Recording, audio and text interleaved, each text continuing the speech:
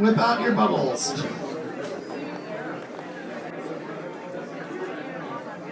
These are some high rent ones.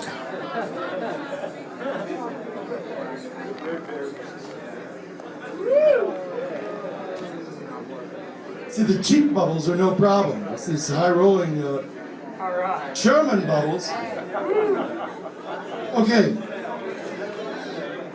Like I said, at one point we took 2 buses all the way from London to the Himalayas. After Woodstock in 1971, we made a terrible movie for Warner Brothers called Medicine Ball Caravan.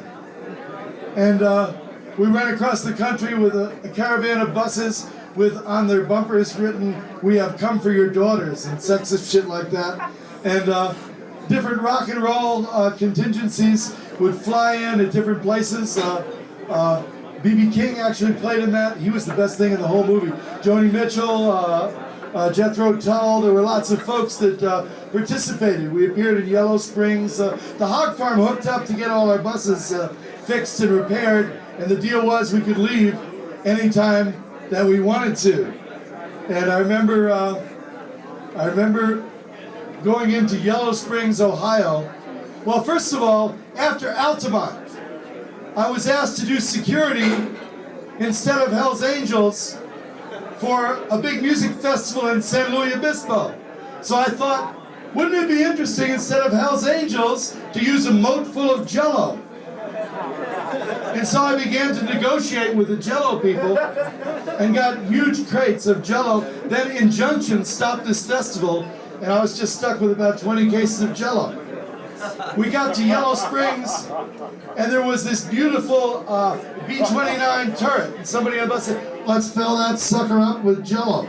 So we did, and in order to keep it Jell-O with the sun beating on it, we had to fill it with dry ice. And so it would go bloop, and this puff of smoke would come up, bloop, bloop. And we made this big sign, "World Peace through smoking Jell-O." And of course, needless to say, next thing you know, the students started diving in the Jell-O, they're rolling around in the Jell-O, doing all kinds of erogenous shit, and the Jell-O's flying all over the place.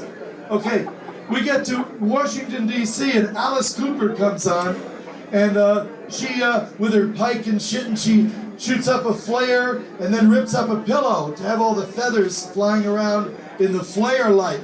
And all those feathers gravitate to the Jell-O juice that's stuck to the connectors for Owsley's sound chip. So you better believe I got in some deep trouble, let me tell you. I heard some hollers on that one.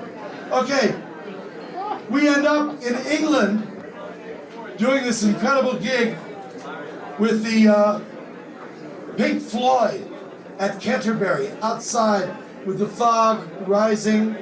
And I got to run through the little village of Bishopsbourne at 3 o'clock in the morning screaming, "The Americans are coming! Wake up! The Americans!" Henry, do wake up.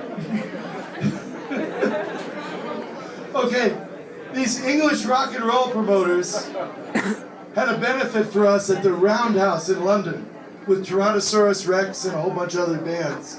And they wanted us to drive around Western Europe and spread good vibes. Doesn't that make you want to upchuck? I mean, just, I thought, isn't there some London charity? But they pouted, as only those Lammies can pout.